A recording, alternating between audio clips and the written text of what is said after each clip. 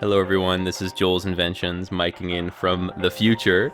So long story short, some of the audio got pretty messed up while I was filming for the Reactica update vlogs.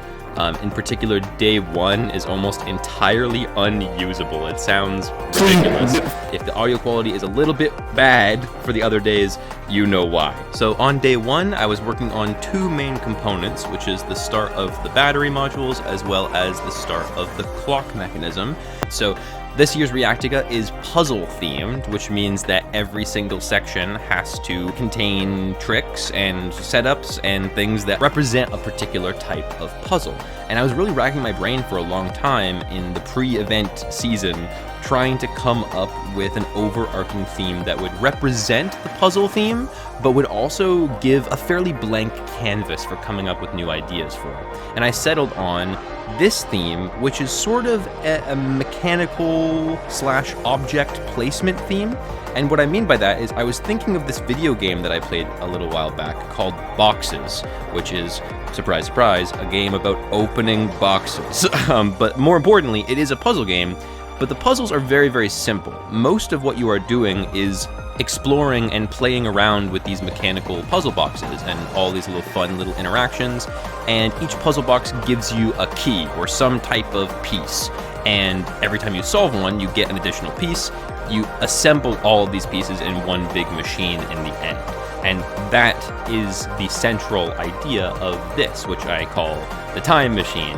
As soon as I started building, I marked off these 5 square sections, and I planned for each of these to be its own unique machine trick. There's not necessarily a specific idea I have in mind for any of these yet, but each one is going to power one of these battery modules. And the idea is for all of these battery modules, aka track placements, once they come into frame, I can have a row of ping pong balls go across them. And if they're yellow ping pong balls, it kind of looks like electricity. So I worked on the actual battery module itself. I wanted a track placement that was modular and repeatable, but that would also have a unique motion that isn't just basically a track on a Hot Wheels car. And so I came up with this strange sort of spirally thing, or like spinny, like upside down spinny thing.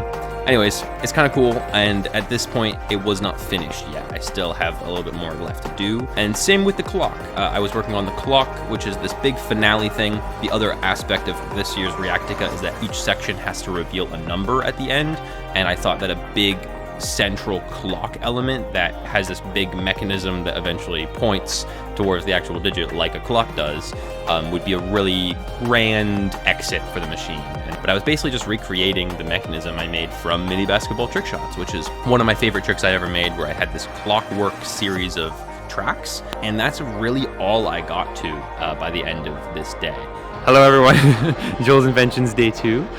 Today I managed to accomplish basically the one thing that I set out to hopefully accomplish for today, which was to make this path for the electricity to travel all the way from this end of the table to this end of the table, and basically make this parallel system of tracks. So once again, the whole premise for the section is we have these 5 individual marked sections with different tricks on them. You can see Chase is starting to make a little bit of a spriggy trick in this square over here, and each individual trick will trigger one of these battery packs. So I basically just wanted to come up with the most satisfying and modular design of like a really easy to trigger track flipper that would do a unique type of motion that wouldn't just be a basic track placer, but would have an opportunity for sort of horizontal rotation, vertical rotation. So I came up with this sort of module, and it basically, oh, I hit it with my hand, but it's sort of similar to the, oh, that's not exactly what it's supposed to look like either. We're gonna sort of pretend that it did neither of those things. And so, it's not going to work this time because I said so. So we're going to ignore this one, and we're going to actually just move on to the next one. And we're just going to move on, and that's what it's supposed to look like. Boom. So this one's a bit camera shy here, so I'll figure out what's going on with that. Oh, it looks like it might be because this thing is coming undone, which is one of the number one issues that I've been running into, is the actual security of these systems. The modules themselves have a lot of glue and a lot of weird things because Connects is great, but it doesn't really allow you to do things to a millimeter level. There's a lot of things where if you're trying to get track placements to be exactly horizontal but also do this kind of flippy dippy crazy stuff, it's not very easy to get it to perfectly align in those two positions. This rubber band is sort of holding back this like main rod to keep the tension in place. But you can see, hopefully, the rest of these. Oh, well, there's some weirdness going on across the board. Uh-oh. All right. Well, could be worse. This was a collaboration between me and Chase and Zane, and so the idea is just having these yellow ping pong balls, the electricity preloaded in this section.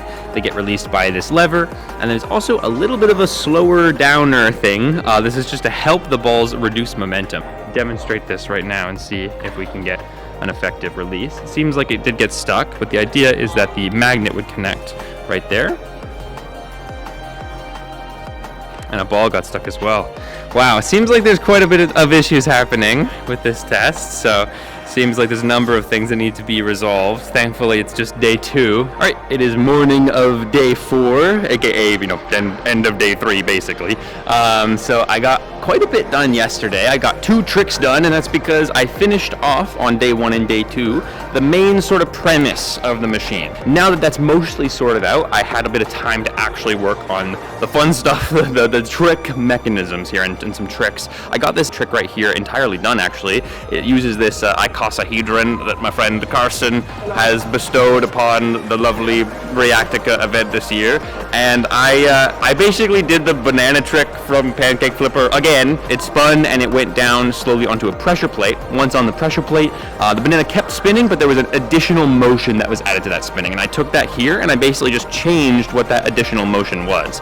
In the case of the banana, it was like an additional rotation motion, but with this, it's like a car that slides along this upper beam right here with these fancy wheels that Lyle has, and it's very satisfying. So I can show you. I also used a friction lever here to ensure that the reaction is very slow and satisfying. Boom, wonderful. And it's just a very visual, pleasant spinning object there. And then I also had enough time to install a bit of a mechanism here. You can ignore the track work here. This is what I'm doing this morning. But the actual trick itself I did finish, surprisingly. And it's basically a trick I wanted to do for a long time. It uses this spiral rod. This was the original trick I thought of to use the spiral rod in the Pancake Flipper before I realized that I didn't really have the space to build this or like the idea of how to go about doing it. It's pretty simple. I'll let you figure out what it does. Yeah, the ball's staying in there. I wonder why. It might be because of some... Oh, it failed. But in the event that were to work, you can see that if it works good. It is a centrifugal force trick. The ball sticks inside the tube as it spins along the spiral rod section. So clearly I'm going to have to put a little more elasticity on that release there. Hello everyone, this is day 4 of Reactica, and I've gotten a little bit more progress done. I've gotten this sort of full sequence of this trick completed from earlier, and I've started work on another peculiar mechanism, the final mechanism, at least the final that I'm going to be the main designer of. I can start with this. So the only thing I really added here was an actual trigger to lead from the ping pong ball entering the tube to the tube actually starting to spin. And this is a very difficult thing to do because obviously the tube is an enclosed surface. So typically how this should theoretically be done at an event is you would have like an off connection. You make it parallel. What I mean by that is I'd have, for instance, the ball go onto this track, it would knock something off, and with a timing delay, it'd be enough timing so that when the ball settles at the back of the tube, then this lever would start the actual reaction of the tube. I didn't want to do that. I wanted it to be sort of as linear as possible so that basically the ball is powering the module that's going to start spinning. And so I got, once again, my friend Carson to do all the grunt work, and he made a hole in the back of it, and you can see that there's a little connect rod sticking through that hole, and that is what the ping pong ball hits. And then basically this little nut on the end of the rod is enough weight for it to basically act as a domino to fall on the lever itself. And so I can demonstrate that right now. It's the same mechanisms from yesterday. So it enters the tube, boom, goes all the way down, and hopefully, yes.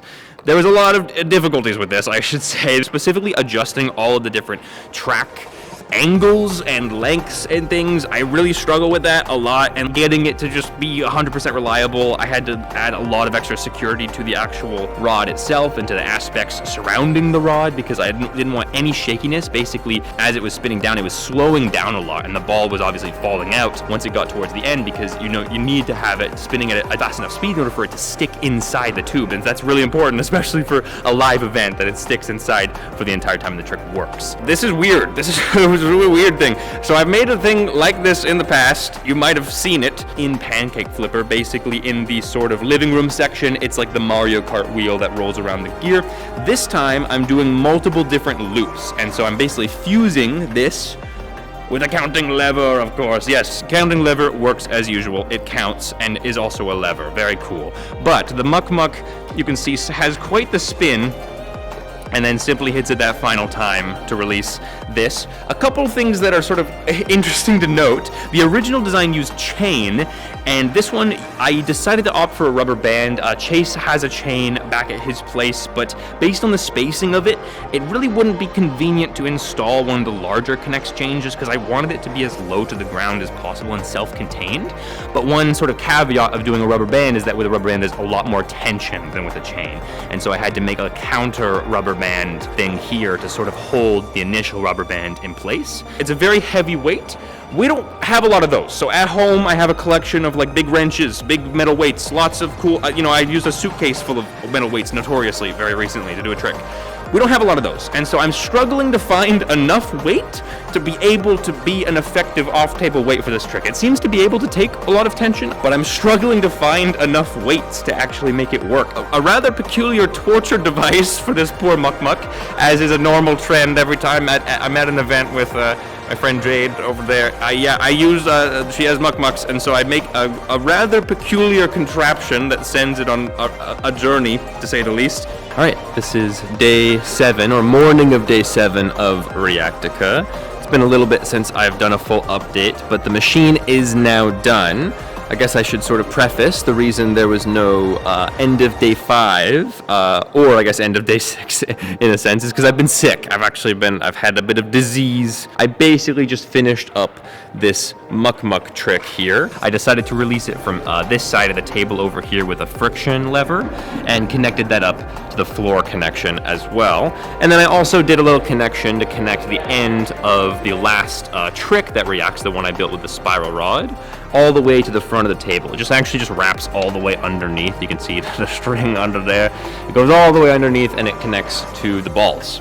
Then I came back and there was a lot of fixing to do on the last couple of days here. In particular, yesterday, we basically did the full run through the machine. We got the close-up. We had to sort out a lot of different fixes, and Phil, excuse me, Lyle. In particular, with this clock, there's a lot of weirdnesses in terms of getting it to actually align. So the mechanism that I made on day 1, I thought was good enough to work. As soon as the clock face was installed, it was like, I'm just not going to work anymore. I'm just going to do like literally the opposite of anything sort of adjacent to working. And so then that was an issue because it wasn't working. I think I've got something that works a lot better. And literally just this morning, I've also still had to do more adjustments to it in the nature of the pulley alignments and reducing points of contact and friction, and then also adding a little stopper here for the water bottle to stop slightly prematurely in order to hope that this black rod can align as close with the 12 as possible. Lyle made this connection here that allows the ping pong balls, once there's 3 ping pong balls that reach this zone over here, because occasionally we'll have one fall off, then it'll trigger onto the next step, and that will actually release the clock here. I put this little simple capillary lever setup, and then this domino just releases this popsicle stick here, and just releases that from the clock hand, and then that allows it to start spinning because there's a water bottle already pulling on it. Speaking of which, yeah, the weight systems was one of the most difficult parts of this machine because there's 2 tricks that require a lot of weight to activate, and we don't have a lot of super big heavy weights. But what we do have is water bottles. I got a water bottle here for this clock trick with the exact right amount of water in it, and oh, would you look at that over here? A water bottle for the Muck Muck trick. Once again, maximized to the best possible amount of water. For Evan's trick, he was struggling to make a little ball catcher system because this trick the ball has a lot of momentum, and wiffle balls are quite bouncy, and so it was difficult to make a little stopper that basically reduced the amount of bounce that the ball has. So there's like a little cup here, and it's secured onto basically bubble wrap, and that just prevents any bouncing from being able to occur when it lands inside it. But then it's also funneled into this little square section. All of that while taking up no space. Yeah, it's very, very meticulously constructed. This whole trick is pretty phenomenal here. It's a very crazy piston little setup Evan made. All right, hello everyone. This is Reactica 2025 post Topple. It worked. It all worked perfectly. Everything went smoothly. It was a grand success for the most part. And I'm super thrilled, honestly. It's been so long since I've had a full pre-planned, basically themed section that I can call my own. You know, I've been working on this section every single day for the entire week, and that's pretty unique compared to the past couple Reacticas. It hasn't been since 2022 that I've had my own sort of section to call my own, and I think it hasn't been since maybe 2019 that I've only worked exclusively on one area in the entire event. This is so it's been a very long time since that's been the case, and so I was very nervous to anticipate the sort of results of the Topple. I basically called that a bit of a critical reset prior to the event, because this little pokey here has to basically have no point of contact within the hole on this tube. If it has any point of contact, it fails, because the ping pong ball doesn't have enough force to push it out. It has to have zero contact, and so I needed the rubber band to stay in there without maneuvering or moving this tube over time due to the compression of it pulling down. I was keeping my eye on it the entire time, and it still worked, so thankfully the timing wasn't too long there. And speaking of timing, the clock, it worked. Well, I mean, it basically worked. I mean, I think the black rod ended up about here. So, I mean, it's basically 3 o'clock. Maybe not the most perfect of end positions. I really did try to fine tune it at the very end by adding some blocks underneath, and it actually just kind of ended up making the black rod end up here instead of here.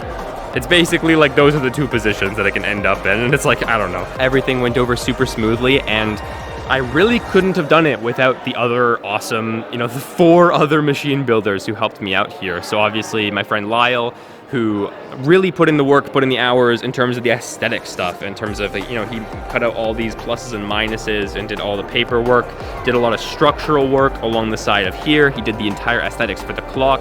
You have Chase with this incredible spiraling key trick, Evan with this crazy piston trick, and then even Zane, the contraption king, helped out with some of the spacing of these battery tracks early on. And so there was a lot of help across the board. We have each other. We have our friends around us helping us out and helping us, sort of fill in the gaps of where we're maybe not so good at making machines.